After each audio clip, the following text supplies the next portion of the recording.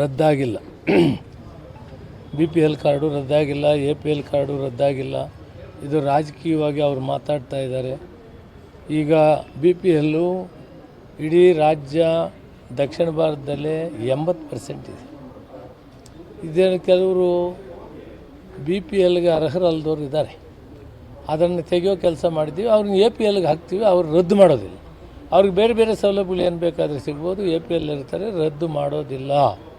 BPL card ರದ್ದಿಲ್ಲ, APL card ರದ್ದಿಲ್ಲ.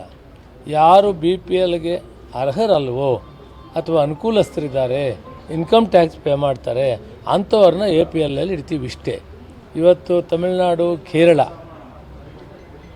Andhra Pradesh, Telangana ಯಾವುದೂ 50 ಮೇಲೆ ಇಲ್ಲ. ನಮ್ಮಲ್ಲಿ 80 ಭಾಗ ಇದೆ. ಅಂದರೆ ಬಂದಂಥ ಸರ್ಕಾರಗಳು ಬರ್ತಾ ಮಾಡ್ತಾ 6.5 ಕೋಟಿ ಜನದಲ್ಲಿ 4.25 ಕೋಟಿಗೆ ಫಲಾನುಭವಿಗಳಿದ್ದಾರೆ, ಅರ್ಥ ಮಾಡ್ಕೊಳ್ಳಿ. ಆದ್ದರಿಂದ ಇದರಲ್ಲಿ BPLಗೆ ಅರ್ಹರಲ್ಲದೆ ಇರೋರನ್ನ APLಲ್ಲಿ ಇಡೋ ಕಾರ್ಯಕ್ರಮ ಪ್ರಕ್ರಿಯೆ ಶುರು ಮಾಡಿದ್ದೇವೆ. ಅದು ಆದ ತಕ್ಷಣ ಮತ್ತೆ ಹೊಸದಾಗಿ ಕೆಲವರಿಗೆ BPL ಕಾರ್ಡ್ ಸಿಕ್ಕದೆ ಇರ್ಬೋದು, ಅದನ್ನು ಓಪನ್ ಮಾಡ್ತೀವಿ.